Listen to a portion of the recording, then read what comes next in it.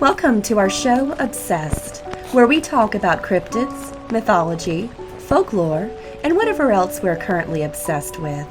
I'm Caitlin Palmer. And I'm Clay. And we're Obsessed.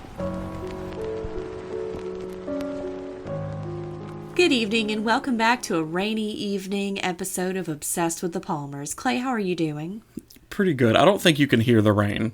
Probably not, but we can hear the rain, and it is lovely. It is a cold day, and it's rainy and just dreary and beautiful. Now, for people who don't live in the ass crack of Mississippi, a cold day sounds like an unpleasant day to you, but for us down here... It's like a little vacay. Yeah, it's still unpleasant because of the humidity, but it is better than what it normally is, which is 120 degrees of sweat and piss.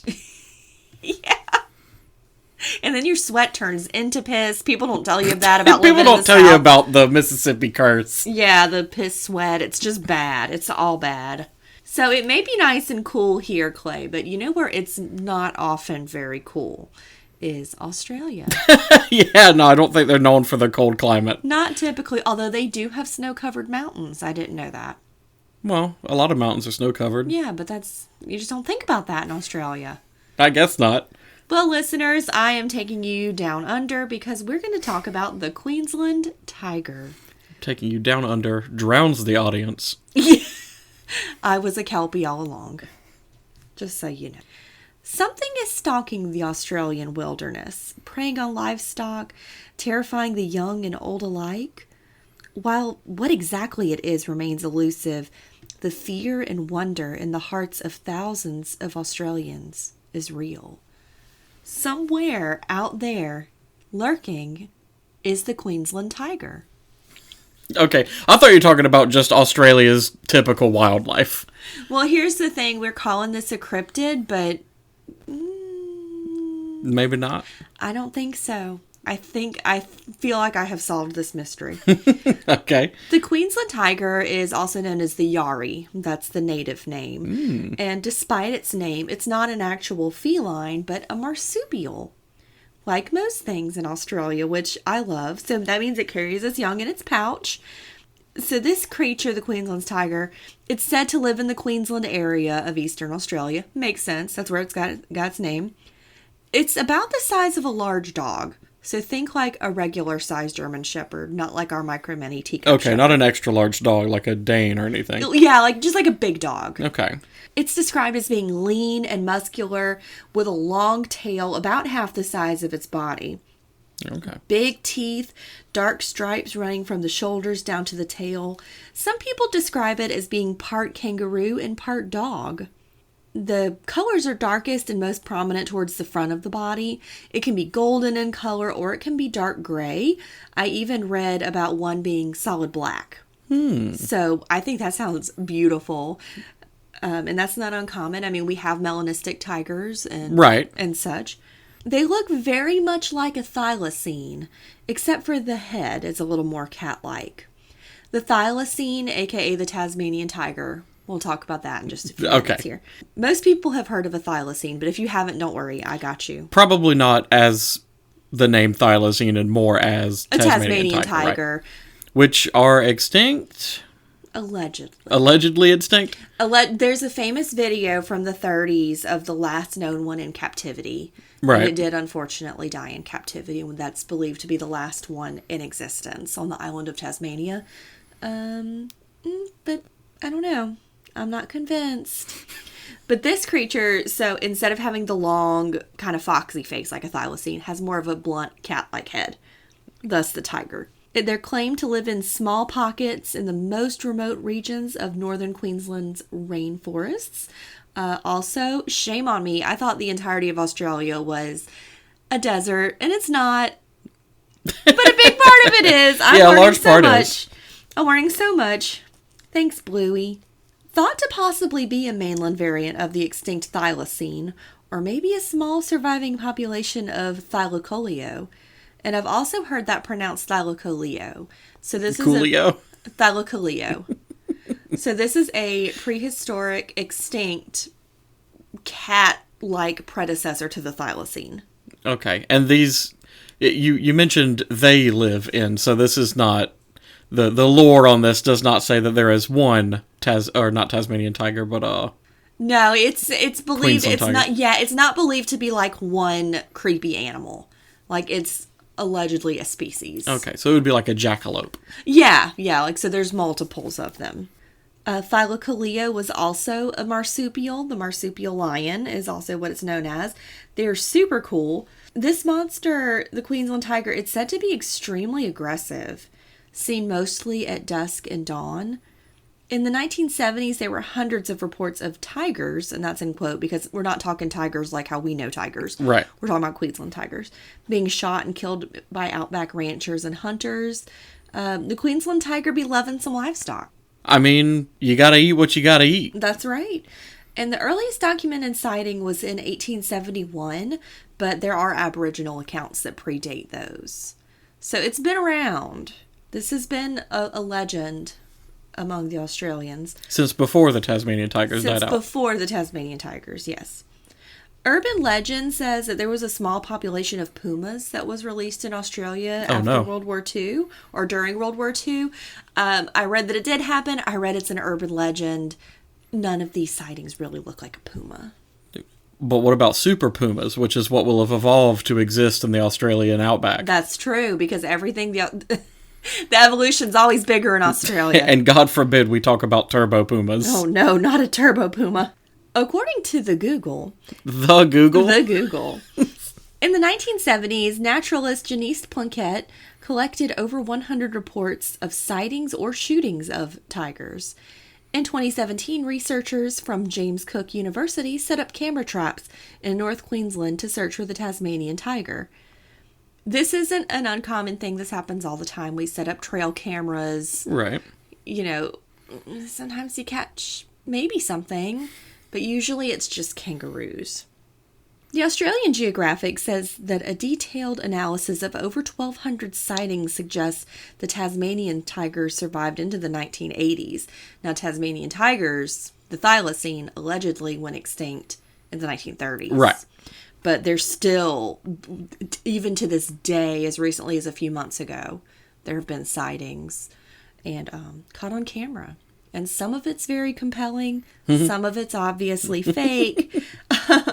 But I believe, in full disclosure, that's what I think the Queensland tiger is. I think the thylacine. Oh, it's kind of early in the recording to... We're about to talk about them. So the Queensland tiger is thought to possibly be a mainland variant of the extinct, allegedly, thylacine, or a small surviving population of thylacine.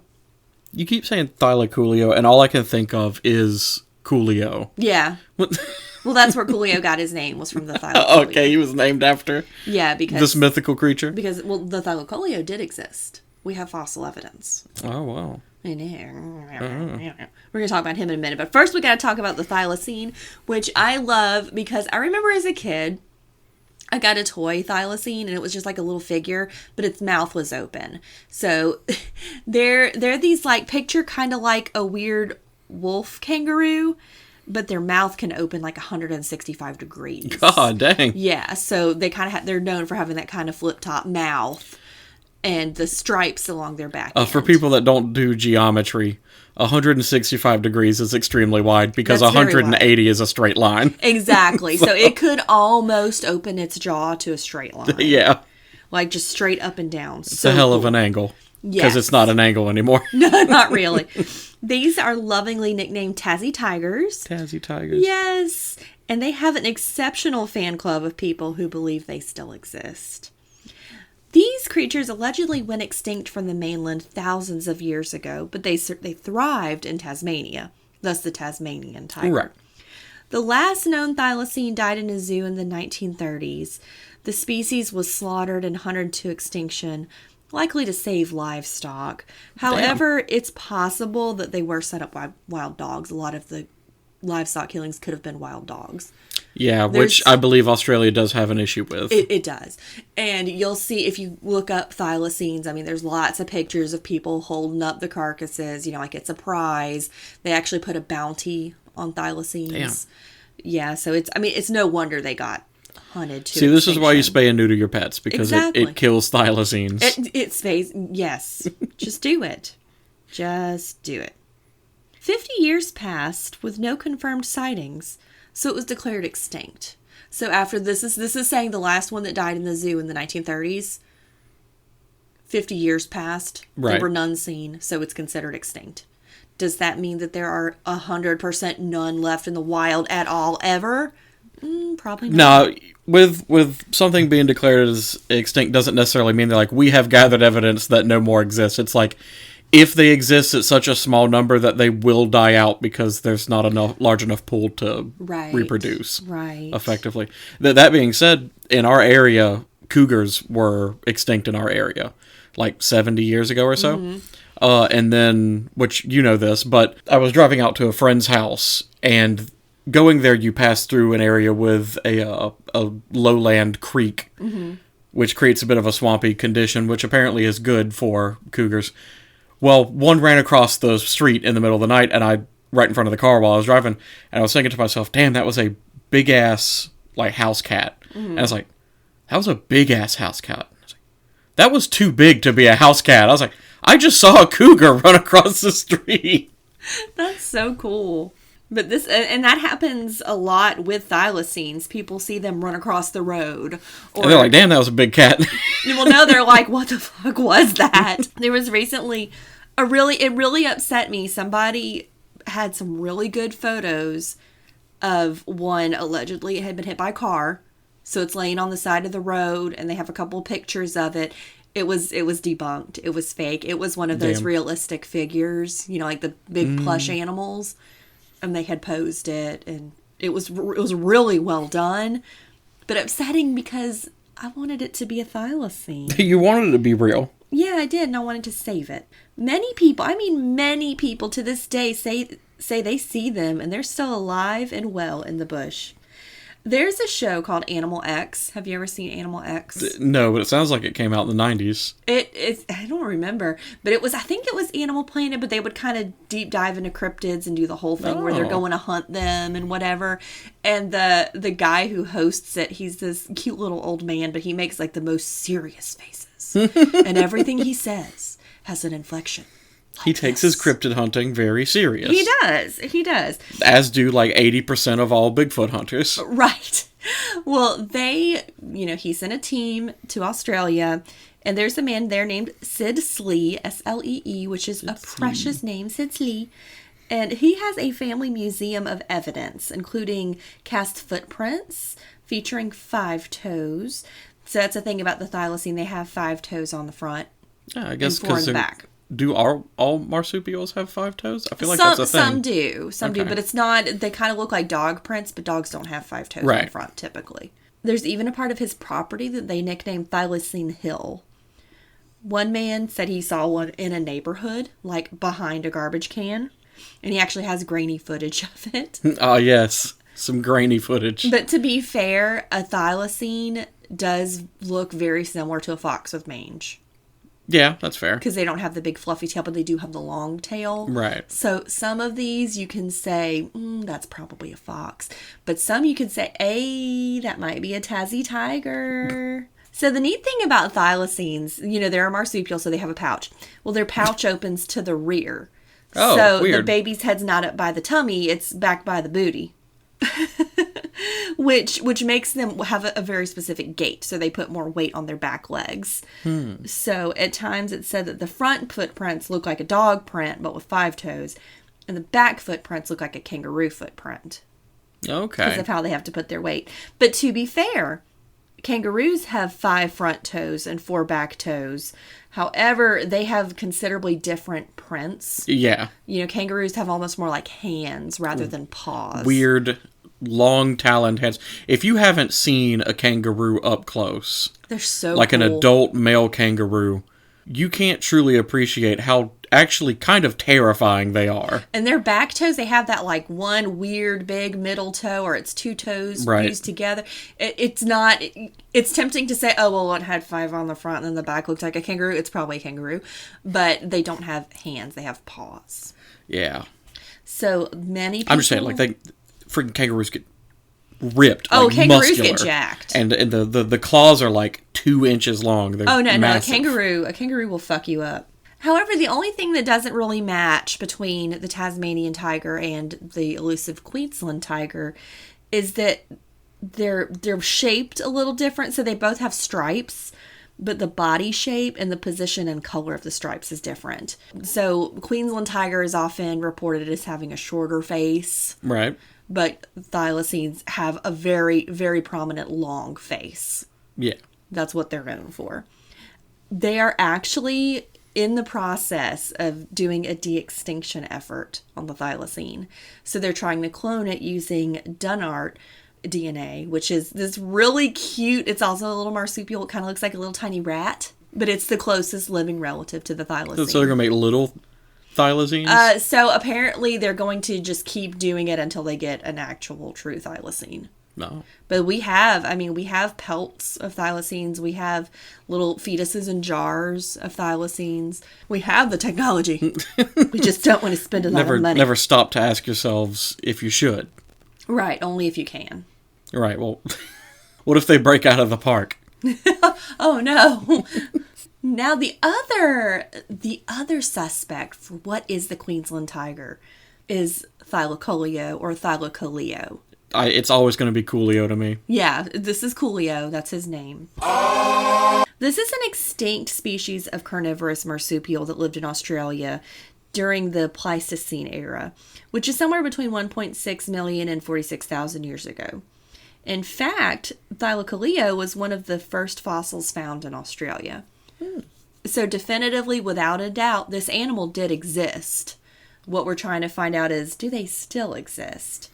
It's always weird, and I mean, this is more about the thylacine, I suppose, but weird when you've got a creature that was alive while we were around, like even to the point of, having the technology to record, pictures or video of the creature, and then it's gone extinct since then, because if you were born after that time, it still feels like it's fake to you, right? Like, oh, well, this isn't real, and it's like, no, it was. It just, the last of them died before you were born. Right.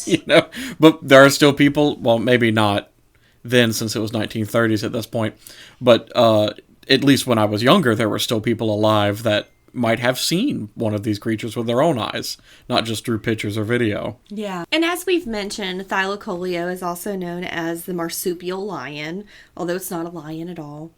It was a fearsome predator, but it was very closely related to koalas and wombats. This is an animal that would have averaged between 280 and 360 pounds. So considerably bigger than a thylacine. Yeah. They're usually depicted with a tan or brown body with white stripes, whereas the thylacine is more of a tan with black stripes. Yeah. But they can have white too, but just overall, that's the main difference between these two animals. Well, that and about 300 pounds. Approximately 300 pounds. Big deal. This thing was so cool because it had semi-opposable thumbs. And that was necessary for climbing trees, securing prey. It had a thick, stiff, long tail. This animal also had a collarbone, and it would have moved similar to a Tasmanian tiger. A Tasmanian devil. This was a powerful animal, but it was not fast. They had a wide, heavy, short snout, so think like a big cat. Cheek teeth were very, very square, great for crushing bones, and they had pointed front teeth, kind of like a badass rat. I was talking, if listeners, if you don't know, I work for a veterinary specialist, a board-certified veterinary dentist, and I was talking to her about Thylacoleo, and she was like, what the fuck are you talking about? I was like, it was so cool, it had this one big molar, and then it had these two really fun teeth, it was so cool. She was like, what? What are you talking about? But it's a really interesting skull. You should look it up. Yeah, I was going to say, because in my head I was kind of thinking like a saber-toothed tiger, but... So you're not far off. So like a saber tooth, right, but they the don't have the were... saber teeth, right? So they have the two long front teeth, top and bottom, and then like a big old molar for slicing. That's weird. Which is different, of course, than the thylacine because it had canine-like teeth, and its mouth would open that wide because it doesn't have much bite force. That makes sense. Whereas Thylacoleo had massive bite force. This was thought to be a cave dwelling, but also arboreal. So like most things in Australia, it just kind of does what it wants. It gets what it can get. It does what it does. They were carnivorous, but they were descended from herbivores. So like wombats, koalas. Okay. Likely, it went extinct due to the desertification of Australia, as it would have relied on the forest to cover it as it stalked prey. Another thing that they say that the Queensland tiger could be is a drop bear. A what? A drop bear. Drop bear. The Smithsonian describes it as a ravenous variant of the koala that has developed a taste for flesh rather than leaves. It's a tall tale, unless you're a naughty Australian child or a tourist. Then it's totally real. All right. You know what? People kind of underestimate the koala too, and they are basically stupid, blind creatures. Have you heard the noises they make? They do make terrible noises. They make terrible noises. But if you were like, oh, look, a cute little koala bear, and go to pick one up, it will fuck your shit up. Yeah, so it's like an evil koala that drops out of the trees and attacks you. Oh. So you have to always be Same size, though. Yeah, it's just the evil koala. And if you Google drop bear, I mean, there are some scary pictures of like, they're wet koalas covered in blood and stuff. So it's still terrifying. There's a related cryptid, which I believe to be the same thing, the beast of Buderim. In the early 1990s, a strange creature, unlike anything in the region, was seen crossing the roads of Buderim, an urban centre of the Sunshine Coast, which was Queensland, Australia. In March of 1995, a dentist and his daughter were driving along a dark road when something emerged from the bushes and stood on the side of the road. It looked like nothing they had ever seen before, at least not in real life. The creature they saw looked exactly like a thylacine. Unfortunately, as the car got closer, the creature ran off. A few months later, a man named Roy Swaby was driving along when a large gray kangaroo, or something like half kangaroo and half dingo, was seen. This creature was even said to lean back on its tail and hop a few paces, which is a well-documented characteristic of thylacines. So is the Queensland tiger real? I believe it could be a small population of thylacines. I don't necessarily think it's like a cryptid. I don't know that Thylacoleo could still be alive just because it's so big. Yeah. But I have always loved the thylacine, the Tassie tiger, Tasmanian wolf. It's all the same thing. I'm in good company.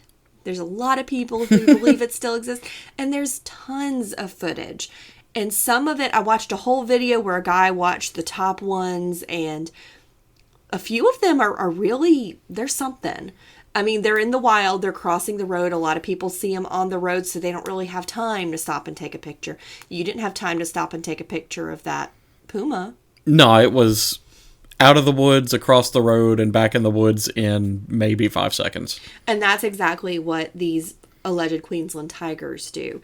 There have been stories of livestock being slaughtered, and they're saying, oh, it's the Queensland tiger, but it's more likely some kind of wild dog. Not to say a thylacine wouldn't attack, livestock, but it's more likely the Queensland tiger, they describe it as being a vicious creature, but there's no documented things of people seeing it kill their livestock or kill kangaroos or whatever.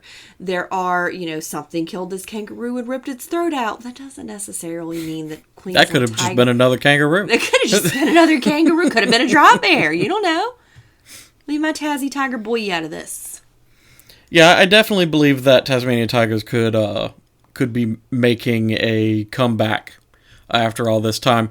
Because Australia is bigger than you think it is. And 90% of the population of the entire continent live on the coast. Live on the coast, yeah.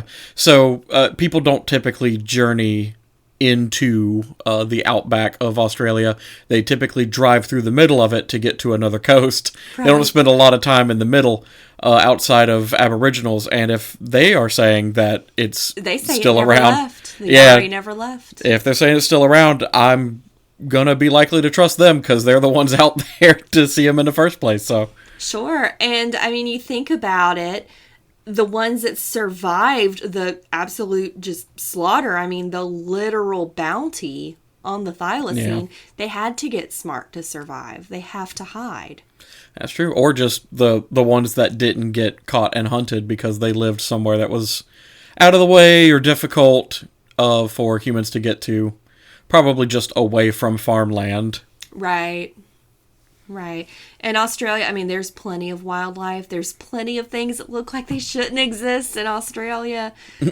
I don't... Look, here's the thing. Wombats shit squares. Wombats shit squares. Oh, I'm sorry, cubes. And cubes. Square cubes. But also, if the platypus can exist... Yeah, the platypus is sort of like the real champion for cryptid belief. It's like, if this exists, and it does, how can you really argue against this? And it's like, all right. Yeah. And it's like a particularly tall dog? Okay, I guess that's less weird than this platypus. I looked up the temperament of the thylacine because the Queensland tiger is described as being so bloodthirsty, despite any stories of it killing things. Well, no, I guess that's true. There are occasional carcasses found. Right. But I looked up the temperament of the thylacine because they've only recently gone extinct. We still know a lot about them. And they were allegedly pretty docile once captured. So they look kind of intimidating. They do. But I mean, I'm sure they did. There's stories of people having them as pets, and they're not like a dog or a cat, but they're not necessarily... Were they marsupials too? Thylacines are marsupials, yes. Shit. Okay, well... They're the ones with the backward-facing pouch. Okay. We just also assumed the thylacoleo... Thylacoleo. Also had a backwards-facing pouch? I believe it did. I mean, we only have fossil evidence of it, but it's closely related to the thylacine, so it would make sense to have a backwards-facing pouch. Especially since they're quadrupedal. I love the thylacine. I love the thylacine, and I want this thing to be alive. And if I ever get the chance to go to Queensland or Melbourne or Tasmania or any of those, you better believe I'm going to be keeping an eye out in the bush. If we ever go, I don't know that we'll be spending a lot of time in the bush. That's true. Me and the heat don't really agree with each other. No, me either. So I don't know that I'd be a big fan of going there in particular. Fair enough. As far as it goes with, we've stumped it. The thylacine, of course, is real and probably still exists. And it's probably the Queensland tiger. Okay, but let's talk about the Queensland tiger specifically. How likely are you to survive an encounter with the Queensland tiger? Well, it's never killed a person, so I'm giving myself a solid 9.5. And the half... Just because it's never killed a person it's never killed a person. And I'm giving myself... I'm taking away a half a point from myself because I'm likely to die from something else in search of the Queensland tiger. Okay, well, I mean, the thylacine we found out is actually kind of docile, but weren't there stories of the Queensland tiger being... like a man-eater? Well, stories of it killing livestock. Just livestock. Yeah, that we know of. There were never any stories of it killing a human? Or not that I could a human find. laying eyes upon the Queensland tiger? Well, they do see it, and what they're saying is a thylacine. It's not what I'm asking. We're talking about the Queensland tiger. The Queensland tiger is a thylacine! So you say a 9.5. I'd give myself a 9.5. Okay. Well, if it's never killed a human, then I guess my chances would also be pretty high. Right. I'm gonna say a 7, though. Oh, why? Well, because if there's not any livestock around, I would be the next tasty morsel, yeah. You are tasty. If you're living in such arid conditions with such little vegetation and large game food, you're gonna be more likely to eat a human, I guess. No, I don't know. I think they eat mostly like kangaroos. Yeah, and there's plenty of those around, but those are a lot faster than I am. True. So when all the kangaroos who have gathered around me to worship me as their new god flee at the sight of the Queensland tiger, I will be the only thing left standing. I believe in you. And I will be standing because my fight or flight is broken. It is. Clay is going to fight you and he is going to win. Probably not win against a Queensland tiger, but You won't be able to convince me in the moment that I couldn't. That's all right. All right, well, how spooky is the Queensland Tiger? I don't think the Queensland Tiger's spooky at all. I think it's fascinating. But because it is this show and the idea of seeing it and being like, holy shit, what was that? I'd give it a spoop. You give it a spoop? I think it's fine to say it's not spooky. It's not. Because it doesn't really do anything particularly spooky. It doesn't even sound like it's an ambush predator. Not really. Yeah, so that's fair. I'll say not spooky. Yeah. How likely is the Queensland Tiger to exist? It does. Okay, now you keep saying that it is the thylacine, but we don't know that. It could be something different. You don't know that. We're already a little outside of the box by saying thylacines definitely exist. Because they're still recognized as being extinct. They're a functionally extinct species, yes. But this is something apart from that. I don't think it is, Clay. Yeah. I think the Queensland Tiger is a thylacine. But okay, so pretending the Queensland Tiger is its own thing, it's not a thylacine, correct? Right. It's just its own you would have to your argument would have to be that thylacines not only exist, but are diverse enough that a separate offshoot of the thylacine also exists. I think it's mistaken identity. Or another marsupial that we don't know. Okay, well, what's your number? I forgot the question. How likely they are to exist? I'm going to give them a solid 8.5. Solid 8.5. All right. I'll give them a 6. Just a little bit above the breaking point there. I feel like you're just doing that out of spite for me. No, for thylacines, I'd say like an 8 for thylacines. Okay. But we're having to take it a step further. So for a Queensland Tiger, I'm going to say a 6. Okay, fair enough. And that's a mix of it could be a separate thing that is also near extinction, or it could be how thylacines have changed, which is an extremely short period of time for them to evolve or adapt. But, mistaken identity, like you're saying. Yeah. So I'll give them a 6. That's so sad that it was like less than 100 years ago they were still out there. Yeah. And then we killed them. And then we killed them. We killed the shit out of them. And they look so cute. Like, they're so possum-y and weird Like looking. you said, that they're kind of docile after you capture them. That's sad. It is. They just kind of give up. It's like, yeah, we probably could have found a better way to deal with them killing livestock if they were even doing it in the first place. If they were even doing it, yeah. The video is so sad. It's very famous. You can just Google thylacine. You can watch the grainy black and white video. And it's just the last thylacine, and he's in this like kennel, pacing his and cage. he's just pacing. There's a part where he kind of digs at like the door, like assuming like, hey, can I get out here? Yeah. It's just like, oh, like it's fascinating to see this animal moving, and yeah, it sucks that that's. But it just sucks what that it all was came to. that was how he died. Well, here's the question everyone's been waiting for, and it is, how likely is the Queensland Tiger to be an alien? Well, no more likely than everything else in Australia is to be an alien. That's fair too, yeah. At the end of the day, it is still a really weird creature. It is. This weird, like, dog-tiger thing with a pouch and all these, like, zebra stripes. Right, and a kangaroo tail. And a kangaroo tail, right, 5 toes. Alien by design. Alien by design, that's correct. Well, how likely? Maybe a 2, and that's being generous. I'm gonna say an 8. Mm-hmm. Yeah. Yeah. I think there are most certainly aliens. Oh yeah? Yeah. They were dropped in Australia specifically to have us fixate on this thing and pull us away from the very real pyramids that are built underneath the Badland Dunes in Australia. They were dropped by drop bears. Are drop bears aliens? Drop bears are aliens. No, those are fictional. That would never exist. Oh, yeah, that's stupid. That's impossible. But it's cool for a platypus to exist. Yeah, no, I'm going to say they're a 1 for being aliens. They're not aliens, guys. They're not. And nothing linked there. Have you ever seen a Tasmanian tiger or the Queensland tiger? Tell us in the comments. All right, YouTube personality. Here's my thing. Have you ever seen a Tasmanian tiger or a thylacine? If you haven't, Google them. Yeah, do it because they're cool as shit. Right. You can find actual pictures. They're so cool. They're so cool, and I love them, and I want them to exist, and I believe that they do. Yep. Look back on a little piece of history, an entire species that was killed out because we didn't know a better way to respond than to kill everything that looked like it. Yeah. That's sad.